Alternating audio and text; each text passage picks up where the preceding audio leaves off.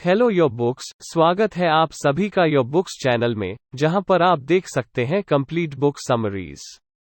The power of habit book summary in Hindi. Hello दोस्तों, ये है चार्ल्स डुहिग की किताब the power of habit, why we do what we do and how to change की summary.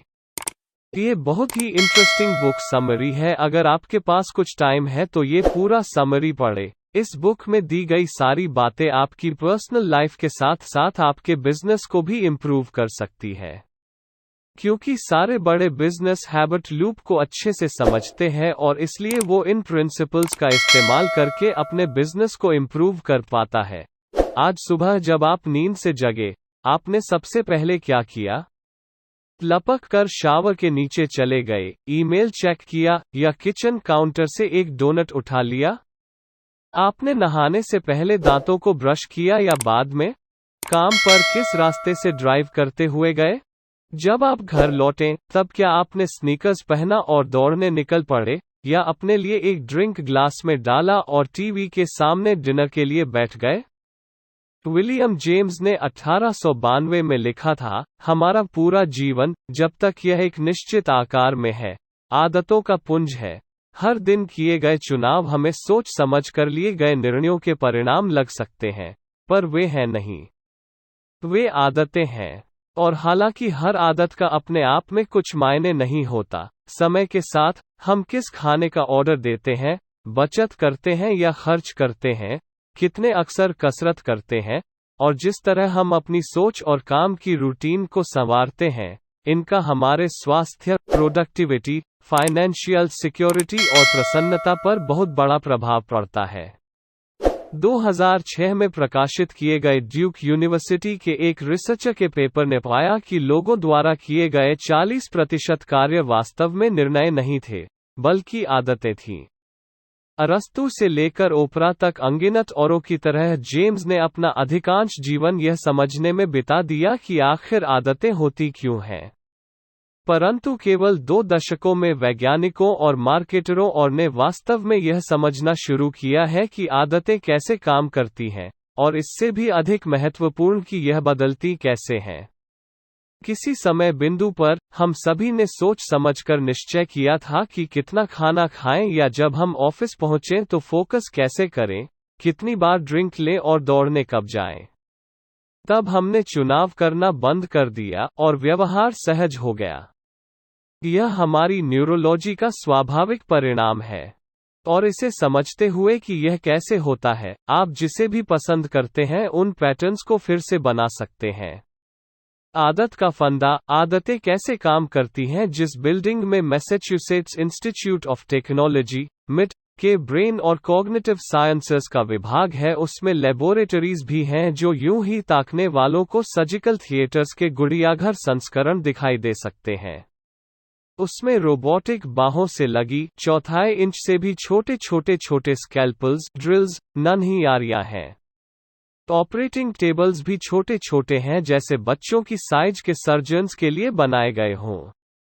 इन laboratories के अंदर बेहोश किए गए चूहों की खोपड़ियां काटते हैं, और उनके अंदर नन्हे सेंसर्स इम्प्लांट करते हैं जो उनके दिमागों के अंदर छोटे से छोटे बदलावों को रिकॉर्ड करती हैं। यह लेबोरेटरीज आदत बनाने के विज्ञान में नीरव क्रांति का एपिसेंटर बन गई हैं, और उनमें किए जाने वाले प्रयोग इसकी व्याख्या करते हैं कि हम दैनिक जीवन के लिए आवश्यक आचरणों का विकास कैसे करते हैं। लेबोरेटरीज के चूहे हमारे दिमागों में चलने वाली उन जटिलताओं पर प्रकाश डालते हैं जब हम दांतों को ब्रश करना या ड्राइवे सा कार बैक करते हुए कार निकालने जैसा कोई साधारण काम करते हैं। खोपड़ी के केंद्र की ओर गोल्फ की गेंद की साइज का टिश्यू पिंड होता है, जिनके समान पिंड आप मछलियों, सरीसृपों या स्तनपाइयों के सिरों में भी पा सकते। यह अंडाकार कोशिका पुंज, बेसल गैंग्लिया है, जिसे वैज्ञानिक वर्षों तक अच्छी तरह से समझ नहीं पाए थे, केवल उन संदेहों के सिवा कि पार्किंसंस जैसे रोगों में इसकी कोई भूमिका होती है।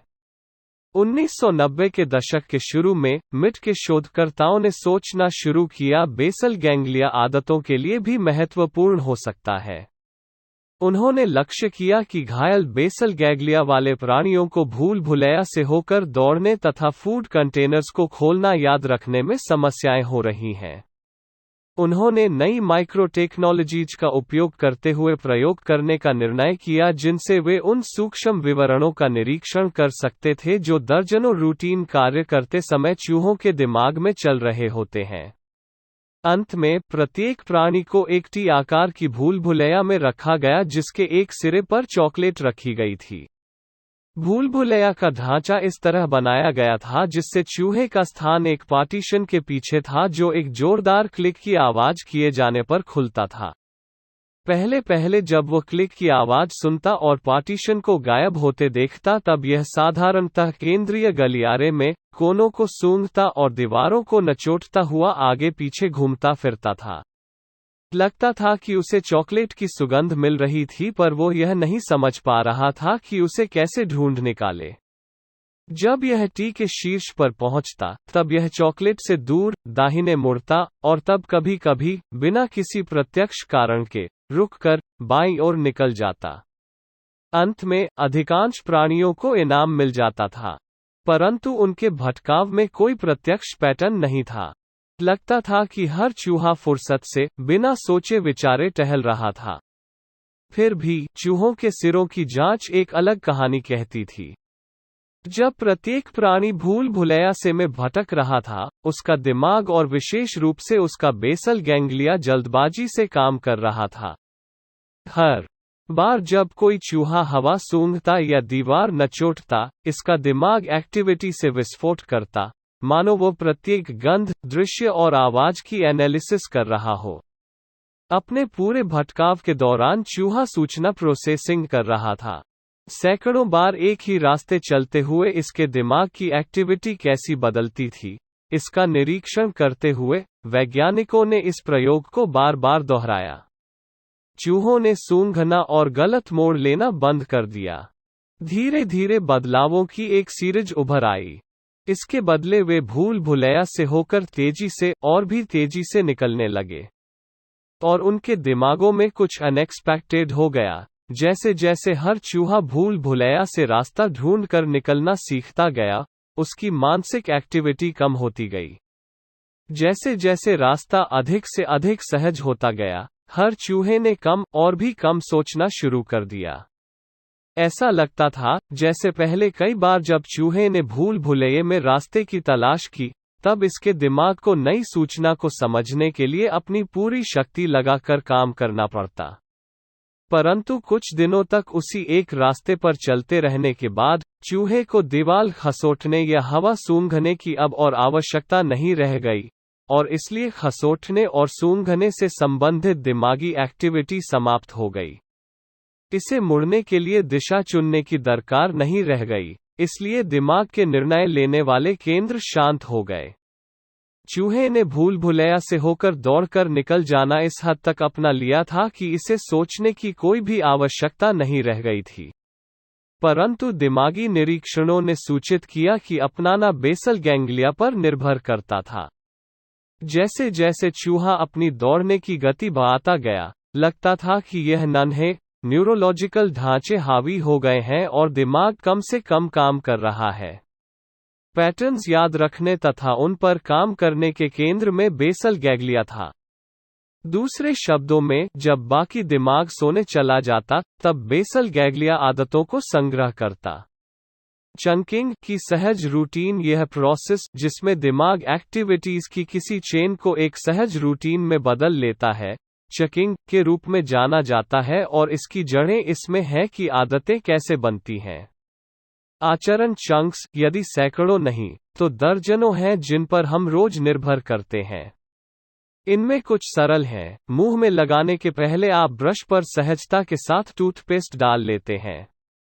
ऐसे ही कुछ, जैसे कपड़ा पहनना हुआ या बच्चों के लिए लंच बनाना, अधिक जटिल हैं। वैज्ञानिक कहते हैं कि आदतें उभर आती हैं क्योंकि दिमाग प्रयास से बचने के लिए लगातार उपाय ढूंढता है। यदि इसे अपने आप पर छोड़ दिया जाए, तब दिमाग लगभग किसी भी रूटीन को आदत में ढालने की कोशिश करेगा, क्योंकि आदतें हमारे दिमागों को अधिक अक्सर भटकने की परमिशन देती हैं। प्रयास से बचने की प्रवृत्ति बहुत फायदेमंद है।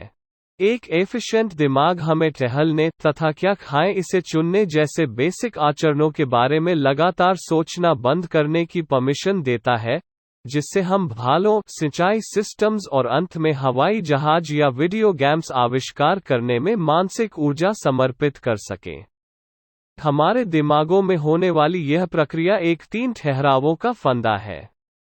पहला एक क्यू एक ट्रिगर है जो आपके दिमाग को सहज मोड में जाने के लिए कहता है और यह कि किस आदत का उपयोग करें।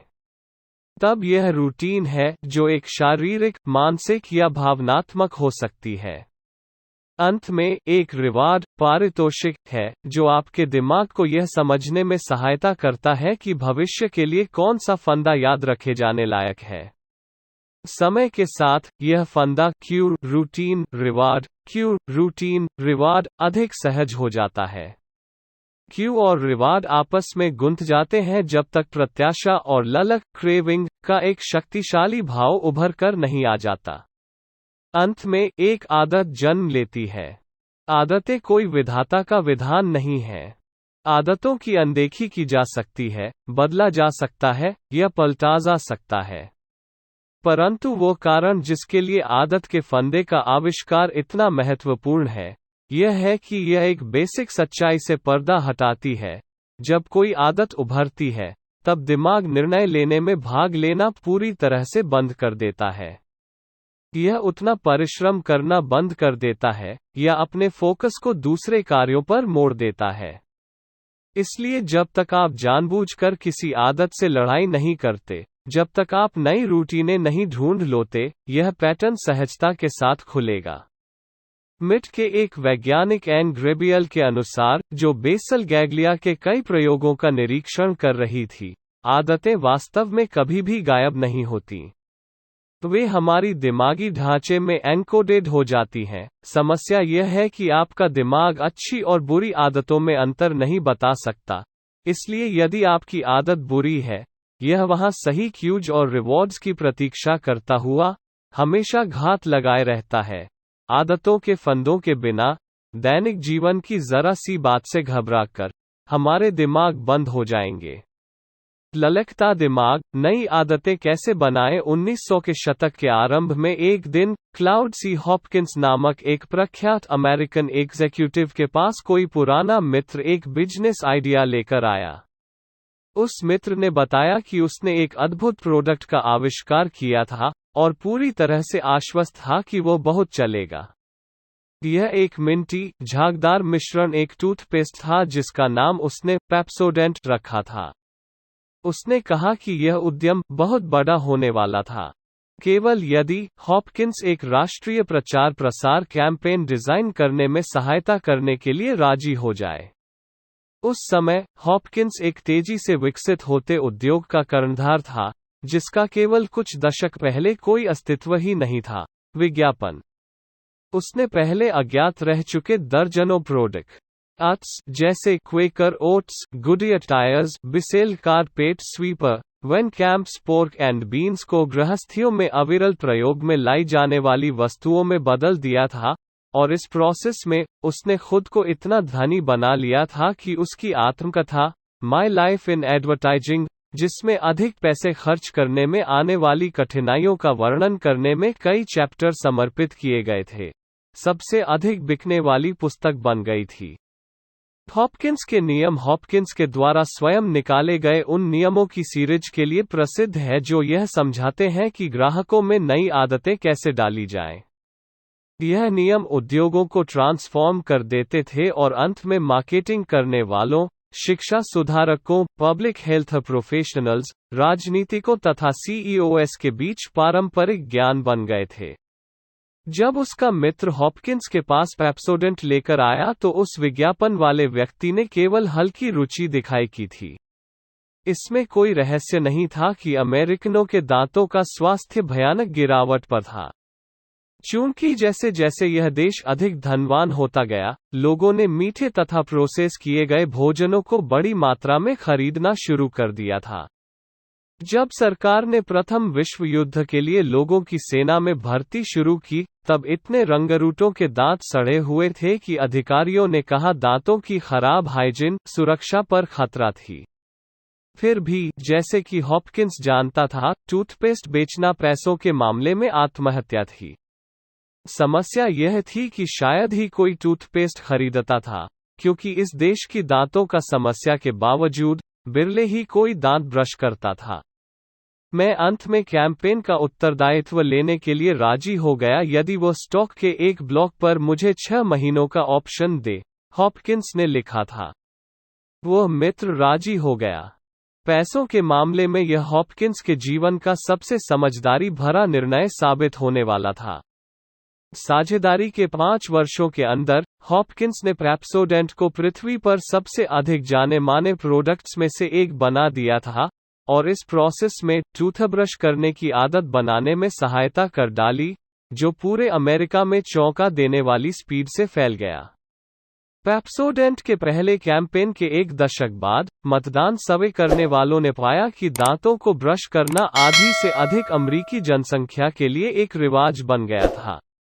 हॉपकिंस ने दांत ब्रश करने की क्रिया को एक दैनिक एक्टिविटी में जमाने में सहायता की थी। बाद में हॉपकिंस ने गर्व के साथ कहा कि उसकी सफलता का रहस्य यह है कि उसने एक विशेष प्रकार के क्यू और रिवार्ड की खोज पाली है जो किसी विशेष आदत के लिए ईंधन का काम करता है। यह एक इतनी शक्तिशाली एल्केमी है कि आज भी वीडियो गेम्स डिजाइनरों, फूड कंपनियों, अस्पतालों और करोड़ों सेल्स कर्मियों द्वारा संसार भर में इसके बेसिक सिद्धांतों का उपयोग किया जाता है। तब, आखिरकार हॉपकिंस ने किया क्या था? उसने एक ललक की सृष्टि की थी। और जैसा कि प्रकट होता है, यही ललक आदत के फंदे को ताकत देती है। आदत को ताकत देने के लिए ललक की सृष्टि पेप्सोडेंट बेचने के लिए, हॉपकिंस को एक ट्रिगर की आवश्यकता थी जो टूथपेस्ट के दैनंदिन उपयोग को जस्टिफाई करता। वह डेंटल टेक्स्ट बुक्स की एक थाक लेकर बैठ गया। उसने बाद में लिखा था कि इसे पढ़ना मुझे नीरस लगा, परंतु किसी पुस्तक में मुझे दांतों पर मयूसिनफ्लेक्स का रेफरेंस मिला जिसे मैंने बाद में द फिल्म नाम दिया। इसने मुझे एक आकर्षक आइडिया दिया। मैंने निश्चय किया कि उस धूमिल फिल्म से निपटने के लिए इस टूथपेस्ट का विज्ञापन सुंदर बनाने वाले के रूप में किया जाए। दांत की फिल्म पर फोकस केंद्रित करते हुए, हॉपकिंस इस तथ्य की अनदेखी कर रहा था कि वही फिल्म लोगों के दांतों को ढके रखती है और वह लोगों को परेशान करती नहीं लगती थी। टूथपेस्ट फिल्म को हटाने में सहायता करने के लिए कुछ भी नहीं करता था। वास्तव में, उस समय के एक चोटी के डेंटल रिसर्चर ने कहा था कि सभी टूथपेस्ट, विशेष रूप से पेप्सोडेंट, बेकार हैं। पर इस बात ने हॉपकिंस को अपनी खोज से लाभ उठाने से नहीं रोका। उसने निर्णय किया कि यहाँ एक क्यू है जो एक आदत को ट्रिगर कर सकता है। शीघ्र ही, सभी नगर पेप्सोडेंट के विज्ञापनों से पट गए। इसमें मुस्कुराती हुई सुंदरियां दिखाई गई थीं और लिखा था, नोटिस कीजिए, चारों ओर कितने सुंदर दांत हैं। करोड़ों व्यक्ति दांतों को साफ करने के लिए एक नई पद्धति का उपयोग कर रहे हैं। कोई महिला अपने दांतों पर गंदी फिल्म क्यों रहने देगी? पेप्सोडेंट इस फिल्म को हटाता है। इन अपीलों की झलक यह थी कि वे एक क्यूट दांत के फिल्म पर निर्भर करते थे, जो सबके लिए था और जिसकी अनदेखी करना असंभव था। प्रकट है कि किसी को अपने दांतों पर जीभ फिराने के लिए कहने पर संभव है कि वो अपने दांतों पर जीभ फेरे, और यदि उसने फेरा तो उसके लिए उन पर फिल्म का अनुभव करना संभव है। हॉपकिंस को एक क्यू मिल गया जो सरल था, युगों से था, और ट्रिगर करने में इतना आसान था कि कोई भी विज्ञापन लोगों को सहज रूप से स्वीकार करने के लिए उकसाएगा। इसके अलावा, जैसे कि हॉपकिंस ने कल्पना की थी, वह रिवार्ड इससे भी अधिक मोहने वाला था। आखिर अधिक सुंदर होना कौन नहीं चाहता? कौन नहीं चाहता कि उसकी मुस्कान और भी सुंदर हो? विशेष रूप से जब इसके लिए केवल जल्दी से पेप्सोडेंट से ब्रश कर लेना है। तीसरे सप्ताह में, मांगों का धमाका हो गया। पेप्सोडेंट के लिए इतने ऑर्डर आए कि कंपनी संभाल नहीं कर पाई। 1 दशक के अंदर, पेप्सोडेंट संसार के सबसे अधिक बिकने वाले मालों में से एक था, और 30 वर्ष से अधिक के लिए अमेरिका का सबसे अधिक बिकने वाला टूथपेस्ट बना रहा। पेप्सोडेंट के प्रकट होने से पहले केवल 7% अमेरिकनों के दवा के बक्सों में टूथपेस्ट की एक ट्यूब हुआ करती थी। हॉपकिंस के विज्ञापन अभियान के देशव्यापी हो जाने के एक दशक बाद यह संख्या उछलकर 65% हो गई थी। द्वितीय विश्व युद्ध के अंत तक सेना ने अपने रंगरूटों के दांतों के बारे में चिंताओं में कटौती कर दी, क्योंकि इतने सारे सैनिक रोजाना दांतों को ब्रश कर रहे थे। कोई क्यों ढूंढिए, रिवॉर्ड्स डिफाइन कीजिए। हॉपकिंस ने कहा था कि उसकी कुंजी यही है कि उसने सही मानव मनोविज्ञान सीखा था। वो मनोविज्ञान 2 बेसिक नियमों पर खड़ा था। पहला, कोई सरल और प्रत्यक्ष क्यों ढूंढिए। दूसरा, रिवॉर्ड्स को स्पष्ट रूप से डिफाइन कीजिए। हॉपकिंस का दावा था कि यदि आप इन दोनों तत्वों को सही कर लेते हैं तब यह एक जादू के समान होगा। पेप्सोडेंट को देखिए। उसने एक क्यू की पहचान की, दांत की फिल्म, और एक रिवार्ड, सुंदर दांत, जिसने करोड़ों को एक दैनिक रिवाज आरंभ करने के लिए अनुसरण किया था। आज भी हॉपकिंस के नियम मार्केटिंग टेक्स्ट बुक्स के मुख्य भाग हैं तथा करोड़ों विज्ञापन कैंपेन्स की नींव हैं। उस समय के टूथपेस्ट से अलग पेप्सोडेंट में साइट्रिक एसिड, उसके साथ साथ मिंट तेल की खुराकें तथा केमिकल्स होते थे। पेप्सोडेंट के इन्वेंटर ने इन अवयवों का उपयोग टूथपेस्ट का स्वाद ताज़ा बनाने के लिए किया था, परंतु उनका एक दूसरा अप्रत्याशित प्रभाव था। यह उत्तेजक हैं जो जीभ और मसूड़ों पर एक ठंडी सिहरन के पैदा करते हैं। जब पेप्सोडेंट ने बाजार में अपनी बढ़त बनाना शुरू किया तब प्रतियोगी कंपनियों के रिसर्चर यह समझने के लिए हाथापाई करने लगे कि ऐसा क्यों हुआ। उन्होंने पता किया कि ग्राहक कहते थे कि यदि वे पेप्सोडेंट का उपयोग करना भूल जाते थे तो उन्हें अपनी भूल का एहसास हो जाता था, क्योंकि उन्हें अपने मुंह में होने वाले वह ठंडी सिहरन याद आती थी। वे उस हल्की उत्तेजना एक्सपेक्ट करते, उसके लिए ललकते थे। यदि यह नहीं होती तो उन्हें लगता कि उनके मुंह साफ नहीं हुए हैं। क्लाउड हॉपकिंस सुंदर दांत नहीं बेच रहा था, वो एक एहसास बेच रहा था। एक बार जब उस ठंडी सिहरन के लिए ललकते, एक बार जब वे इसकी बराबरी सफाई से करते, तब ब्रश करना एक आदत बन जाती थी। कंज्यूमर्स को किसी प्रकार के संकेत की आवश्यकता होती है कि कोई प्रोडक्ट कार्यकारी है, ट्रेसी सिंक्लेयर कहते हैं, जो ओरल बी और क्रेस्ट किड्स टूथपेस्ट के ब्रांड मैनेजर थे। हम टूथपेस्ट को किसी भी स्वाद का बना सकते हैं। सिहरन पैदा करने वाला टूथपेस्ट बेहतर काम नहीं करता। यह केवल लोगों को विश्वास दिलाता है कि यह अपना काम कर रहा है। कोई भी अपनी आदतों को बनाने के लिए बेसिक फॉर्मूला का प्रयोग कर सकता है। क्या आप अधिक कसरत करना चाहते हैं? नींद खुलते ही जिम चले जाने जैसा कोई क्यू चुन लीजिए, और प्रत्येक वर्कआउट के बाद चापलूसी जैसा कोई रिवार्ड भी चुन लीजिए। तब उस चापलूसी या एंड्रोफिन के दबाव के बारे में सोचिए जिसका आप अनुभव करते हैं। अपने आप को उस रिवार्ड की प्रत्याशा करने की परमिशन दीजिए। अंत में वह ललक आपके लिए प्रतिदिन जिम जाना तथा इसे समझना आसान बना देगा कि कैसे क्रेविंग कोई नई आदत बनाना अधिक आसान कर देता है। आदत बदलने के लिए सुनहरा नियम, ट्रांसफॉर्मेशन क्यों होता है? टोनी डुंगी ने बक्कानियर्स के हेड कोच की नौकरी के लिए बहुत दिनों से प्रतीक्षा की थी। 17 साल तक वो एक असिस्टेंट कोच के रूप में हाशिए पर चहलकदमी करता रहा, पहले यूनिवर्सिटी ऑफ मिनेसोटा, तब पिट्सबर्ग स्टीलर्स, फिर कैनसास सिटी चीफ्स, और तब वापस मिनेसोटा में वाइकिंग्स में। पिछले दशक में उसे एनएफएल टीमों के हेड कोच के पदों के लिए इंटरव्यू के लिए 4 बार इनवाइट किया गया था। इन सभी 4 बारों में उसके इंटरव्यू अच्छे नहीं हुए थे। डुंगी की समस्या का एक हिस्सा उसकी कोचिंग फिलॉसफी थी। अपने इंटरव्यूज में वो धैर्य के साथ समझाता कि जीतने की कुंजी खिलाड़ियों का आदतें बदलने में है।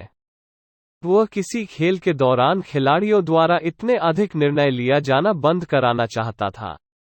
उसने कहा कि वो चाहता था कि वे आदतन अपने सहज रिएक्शंस दें। यदि वह सही आदतें डाल सकता तब उसकी टीम जीत सकती थी। इससे सही आदतें बन सकती थीं, उसकी टीम जीत जाती। बस चैंपियंस असाधारण चीजें नहीं करते, डुंगी समझाता। वे साधारण चीजें करते हैं, परंतु वे उन्हें बिना सोचे करते हैं, इतनी तेजी से कि दूसरी टीमें रिएक्ट नहीं कर पाती। वे उन आदतों का अनुसरण करते हैं जिन्हें उन्होंने सीखा है। मालिक पूछते कि तुम उनमें वे नई कैसे डालोगे? अरे नहीं, वह नई आदतें डलवाने नहीं जा रहा था। डूंगी खिलाड़ियों की पुरानी आदतें बदलने जा रहा था। और पुराना आदतों को बदलने का रहस्य उन चीजों का उपयोग करना है जो खिलाड़ियों के दिमागों में पहले से ही हैं। आदतें 3 स्टेप्स का फंदा हैं, क्यू, रूटीन और रिवार्ड, परंतु डूंगी केवल बीच के स्टेप पर हमला करना चाहता था। वो अपने अनुभव से जानता था कि यदि शुरू में और अंत में कुछ जाना पहचाना हो तो किसी को नया आचरण अपनाने के लिए समझाना अधिक आसान होता है। उसकी कोचिंग रणनीति में एक सिद्धांत में आदत बदलने का एक सुनहला नियम छिपा हुआ था जिसे अनगिनत स्टडीज ने बदलाव करने वाले सबसे शक्तिशाली औजारों में से एक के रूप में दिखाया है। डूंगी यह मानता था कि आप वास्तव में खराब आदतों को कभी भी समाप्त नहीं कर सकते, बल्कि किसी आदत को बदलने के लिए आपको पुराना क्यू रखना चाहिए और पुराने रिवार्ड की डिलीवरी करनी चाहिए, परंतु एक नया रूटीन डालना चाहिए। यही नियम है, यदि आप उसी क्यू का उपयोग करते हैं और वही रिवार्ड देते हैं, तब रूटीन में खिसकाव करते हुए आदत बदल सकते हैं। यदि वही पुराने क्यू और रिवार्ड बने रहें तब लगभग किसी भी आचरण को ट्रांसफॉर्म किया जा सकता है। 4 बार डूंगी ने टीम मालिकों को अपनी आदत आधारित फिलॉसफी समझाई।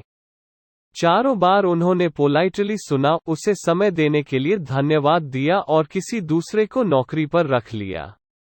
तब 1996 में उसे दुखी बकानियर्स ने बुला भेजा। डूंगी हवाई जहाज से टॉम्प बे गया और एक बार फिर उन्हें अपनी योजनाओं का खुलासा किया कि वे कैसे जीत हासिल कर सकते थे। अंतिम इंटरव्यू के अगले दिन उन्होंने नौकरी दे दी। डूंगी की प्रणाली ने बक्स को अंत में लीग की सबसे अधिक जीतने वाली टीम में बदल डाला।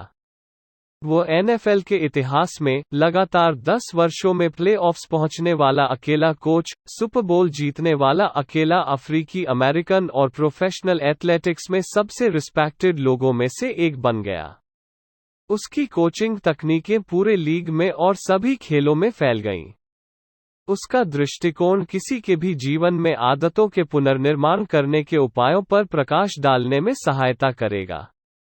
दुर्भाग्यवश, प्रत्येक व्यक्ति के लिए निर्धारित स्टेप्स के सेट के कार्यकारी होने की गारंटी नहीं है। हम जानते हैं कि किसी भी आदत को जड़ से नहीं उखाड़ा जा सकता, इसके बदले इसे बदल डालना चाहिए। और हम जानते हैं कि जब आदत बदलने के सुनहले नियम का प्रयोग किया जाता है तब आदतें अत्यंत लचीली हो जाती हैं। यदि हम वही क्यू और वही रिवार्ड बनाए रखें, तब एक नया रूटीन डाला जा सकता है। परंतु यह काफी नहीं है। किसी आदत को बदले रखने के लिए लोगों में यह विश्वास होना आवश्यक है कि बदलाव संभव है। और अधिक अक्सर यह विश्वास किसी ग्रुप की सहायता से उपजता है।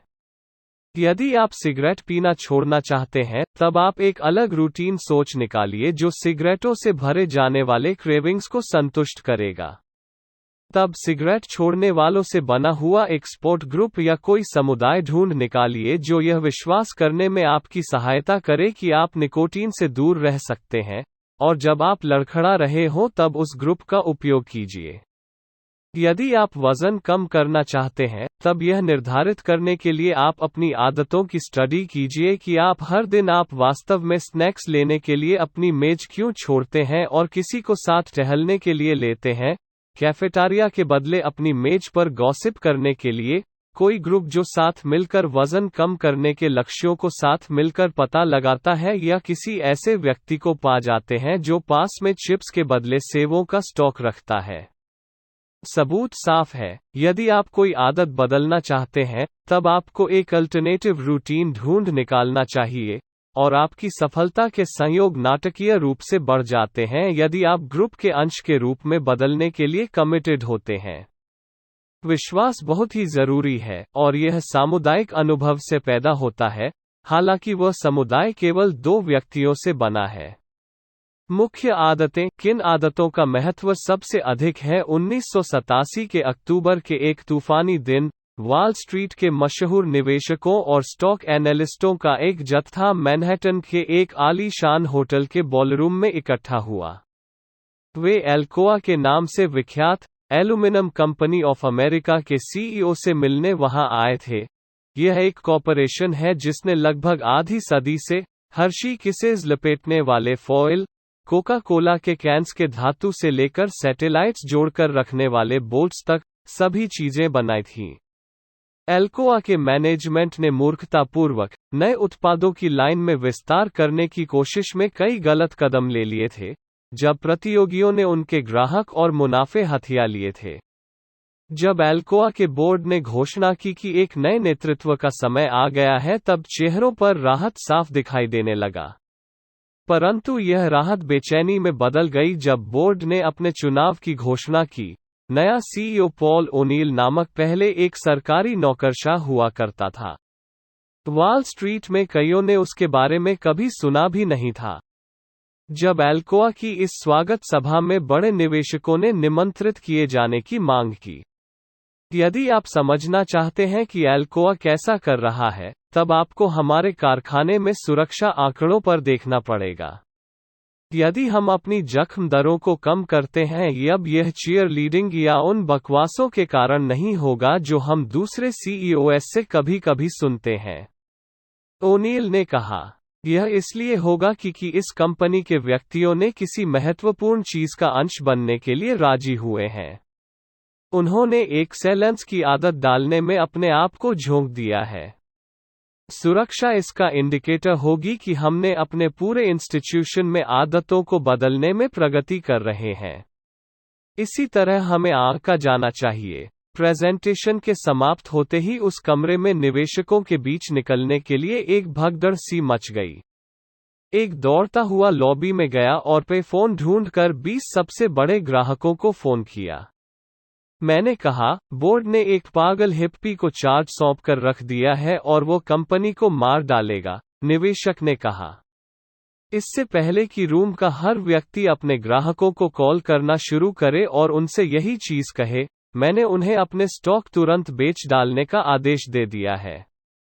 यह असल में सबसे बुरी सलाह थी जिसे मैंने अपने करियर में दिया है। ओनील के भाषण के 1 वर्ष के अंदर एल्कोआ के मुनाफे रिकॉर्ड पार करने लगे। जब ओनील 2000 में रिटायर हुआ, तब कंपनी की वार्षिक निव्वल आय उस आय की 5 गुना हो गई थी जो उसके आने से पहले थी, और इसका मार्केट कैपिटलाइजेशन $27 बिलियन से बढ़ गया था।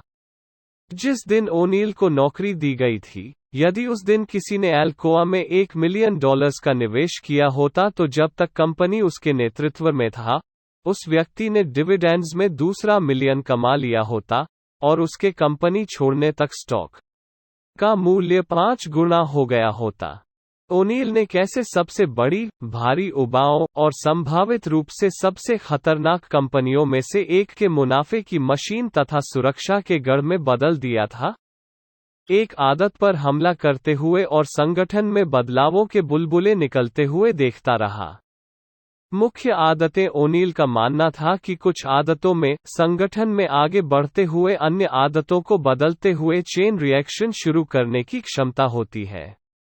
दूसरे शब्दों में, कुछ आदतें व्यापार और जीवन को फिर से बनाने में दूसरी आदतों से अधिक महत्व रखती है। यह मुख्य आदतें हैं और वे लोग कैसे काम करते हैं, खेलते हैं, जीते हैं, खर्च करते हैं और संवाद करते हैं, इन सब को प्रभावित करती हैं। मुख्य आदतें एक प्रोसेस शुरू करती हैं जो समय के साथ सभी चीजों को ट्रांसफॉर्म कर देती हैं। मुख्य आदतें कहती हैं कि सफलता प्रत्येक चीज सही किए जाने पर निर्भर नहीं करती, परंतु इसके बदले कुछ मुख्य प्रायोरिटीज की पहचान करने और उन शक्तिशाली लिवरों को डिजाइन करने पर निर्भर करती है। अधिक महत्वपूर्ण आदतें वे आदतें हैं जो, जब वे दूसरे पैटर्न्स को बदलती हैं, हटाती हैं और फिर से बनाती हैं। रिसर्चर्स ने लगभग प्रत्येक संगठन या कंपनी में संस्थानीय आदतें पाई हैं, जिनका उन्होंने निरीक्षण किया है।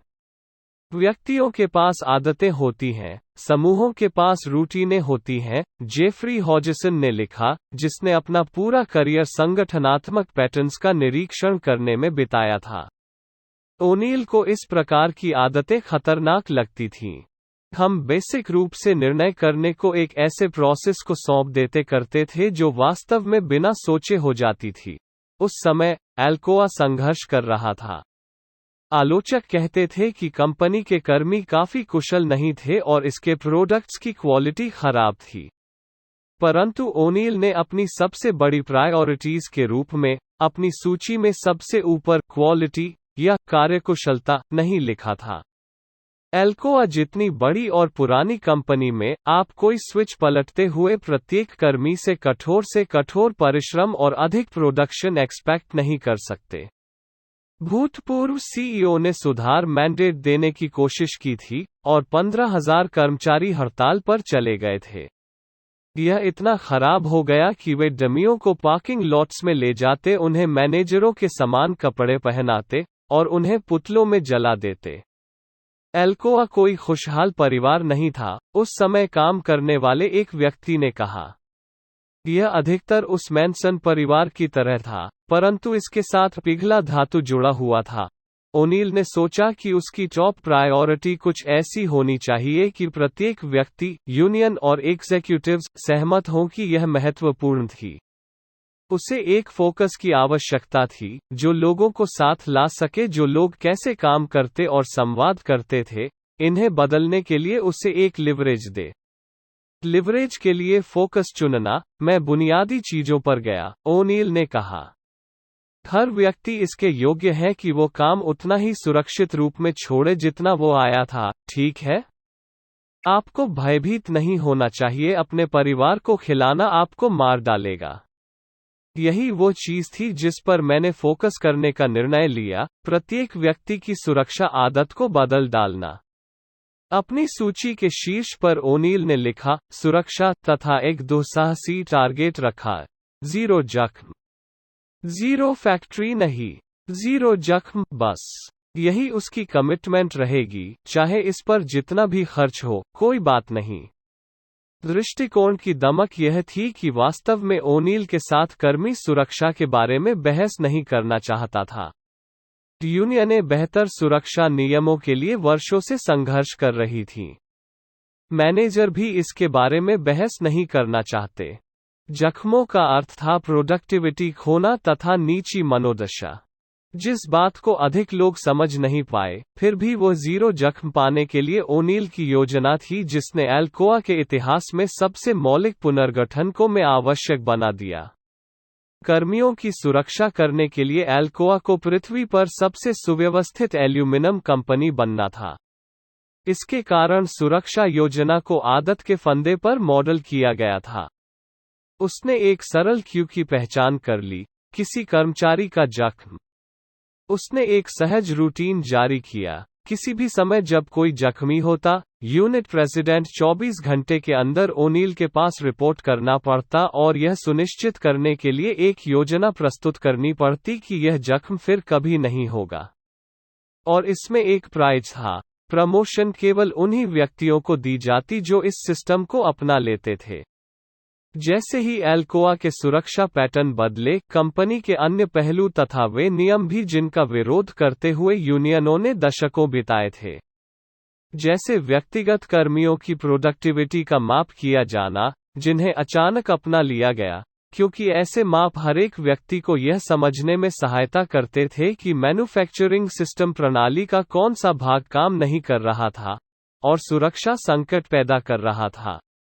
वे नीतियां जिनका मैनेजरों ने चिरकाल से विरोध किया था, जैसे जब गति अत्यधिक बढ़ जाए तब कर्मियों को प्रोडक्शन बंद करने के लिए ऑटोनॉमी दिया जाना, अब उनका स्वागत किया जाने लगा, क्योंकि इससे पहले कि वे हो जाएं, जख्मों को रोकने के लिए यही सबसे बढ़िया उपाय था। ओनील ने कभी भी यह वादा नहीं किया था कि कर्मियों की सुरक्षा पर उसका फोकस एल्कोआ के मुनाफे बढ़ाएगा। फिर भी, जैसे जैसे संगठन में नई रूटीनें चलने लगीं, व्यय कम हो गए, क्वालिटी ऊंची हो गई और प्रोडक्शन आकाश छूने लगा। यदि पिघलते धातु का छलकना कर्मियों को चोटिल करता था, तब उसे ढालने के सिस्टम को रीडिजाइन किया जाता, जिससे जख्म कम होने लगे। इससे पैसा भी बचा, क्योंकि छलकाव में कोआ के कच्चे माल का कम नुकसान हुआ। यदि कोई मशीन हमेशा खराब होती रहती थी, तब उसे बदल दिया गया, जिसका अर्थ हुआ कि कर्मचारियों के हाथों पर पुर्जों के टूटकर गिरने और जख्मी करने का खतरा कम हो गया। इसका अर्थ यह भी हुआ कि प्रोडक्ट्स की क्वालिटी बढ़ गई, जैसा कि एल्कोआ को पता चला कि उपकरणों का ठीक से काम नहीं करना घटिया एल्यूमीनियम का मुख्य कारण था। शुरुआती बदलाव चेन रिएक्शंस शुरू करते हैं। रिसर्चर्स को दर्जनों अन्य व्यवस्थाओं में भी इसी तरह की डायनेमिक्स का पता लगा है, जिसमें व्यक्तिगत जीवन भी सम्मिलित है। स्टडीज ने दर्ज किया है कि जिन परिवारों में आदतन डिनर एक साथ बैठकर किया जाता है, उनमें जो बच्चे पलते हैं, लगता है कि उनका होमवर्क कौशल अधिक होता है, उनके ग्रेड अच्छे आते हैं, उनमें भावनात्मक नियंत्रण अधिक होता है तथा आत्मविश्वास अधिक होता है। हर सुबह अपना बिस्तर सहेजना बेहतर प्रोडक्टिविटी, वेल बीइंग की बेहतर भावना तथा बजट से लगे रहने की बेहतर कुशलताओं के साथ संबंधित है। ऐसा नहीं है कि पारिवारिक भोजन और स्वच्छ बिस्तर बेहतर ग्रेड्स तथा कम फिजूल खर्ची का कारण है, परंतु किसी न किसी तरह यह शुरुआती बदलाव चेन रिएक्शंस की शुरुआत कर देते हैं, जो दूसरी अच्छी आदतों की जड़ जमाने में सहायता करती हैं। यदि आप मुख्य आदतों को बदलने या आदतें पैदा करने पर फोकस करते हैं, तब आप व्यापक बदलाव ला सकते हैं।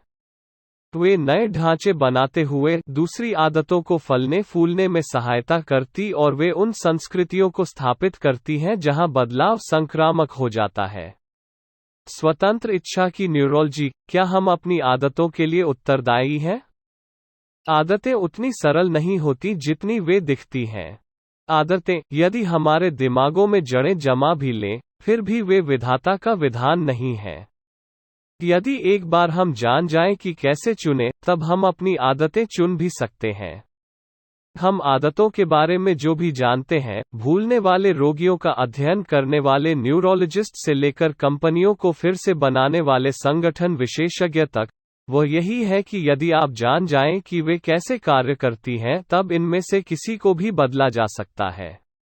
सैकड़ों आदतें हमारे दिनों को प्रभावित करती हैं। हम सुबह कपड़े कैसे पहनते हैं, अपने बच्चों से बातें करते हैं और रात को सोते हैं, इनमें हमारा मार्गदर्शन करती हैं। वे इसे भी प्रभावित करती हैं कि हम लंच में क्या खाते हैं, व्यापार कैसे करते हैं और काम के बाद हम कसरत करते हैं या बियर पीते हैं। इनमें से प्रत्येक का एक अलग क्यू है और प्रत्येक एक यूनिक प्राइस देता है। कुछ सरल हैं और दूसरी जटिल हैं, जो भावनात्मक ट्रिगर्स से लेती हैं तथा गूढ़ न्यूरोकेमिकल प्राइस देती हैं। परंतु हर एक आदत, चाहे वह कितनी भी जटिल क्यों न हो, लचीली है। सबसे अधिक दुष्क्रियाशील कंपनियां अपने आप को ट्रांसफॉर्म कर सकती हैं। फिर भी किसी आदत को सुधारने के लिए आपको इसे बदलने का निश्चय करना पड़ेगा। आपको जानबूझकर क्यूज और रिवॉर्ड्स पहचानने का कठिन कार्य स्वीकार करना पड़ेगा जो आदतों की रूटीन को चालित करती हैं तथा अल्टरनेटिव्स ढूंढने पड़ेंगे। आपको जानना चाहिए कि आप में नियंत्रण है और इसका उपयोग करने के लिए आपको पूरी तरह से आत्म सचेतन होना पड़ेगा। एक बार जब आप समझ लेते हैं कि आदतें बदल सकती हैं, तब उन्हें फिर से बनाने के लिए आपको स्वतंत्रता है और उत्तरदायित्व है। एक बार आप समझ लें कि आदतों को फिर से बनाया जा सकता है, तब आदतों की शक्ति को समझना अधिक आसान हो जाता है। यदि आपको विश्वास है कि आप बदल सकते हैं, यदि आप इसे आदत बना सकते हैं, तब बदलाव वास्तविकता बन जाता है। यह आदत की वास्तविक शक्ति है, एक अंतर्दृष्टि कि आपकी आदतें वह चीज हैं जिन्हें आप चुन सकते हैं। एक बार जब यह चुनाव हो जाता है और सहज बन जाता है, यह केवल यथार्थ ही नहीं है, बल्कि यह लाजमी लगने लगता है। दोस्तों, ये बुक चार्ल्स डुहिग ने लिखी है, और ये सारा क्रेडिट उन्हीं को जाता है, और हमारा ये समरी बनाने का मकसद सिर्फ इतना ही है कि हम आपको मोटिवेट कर सके। दोस्तों, आपको ये the power of habit book summary in Hindi कैसी लगी? अगर आपको ये the power of habit book summary in Hindi अच्छा लगा तो आप इस आर्टिकल को अपने दोस्तों के साथ शेयर करें। आपका बहुमूल्य समय देने के लिए दिल से धन्यवाद। और ऐसे ही इंटरेस्टिंग बुक समरीज और नॉलेज से भरे वीडियोस देखने के लिए हमारे चैनल ये बुक्स को सब्सक्राइब करें। अगर आप अपनी किसी पसंदीदा बुक की समरी सुनना चाहते हैं तो उस बुक का नाम हमें ज़रूर बताएं। मैं जल्द ही आपके लिए एक नया वीडियो लेकर आऊँगा। तो चलिए मिलते हैं अगली वीडियो में। आपका समय शुभ हो।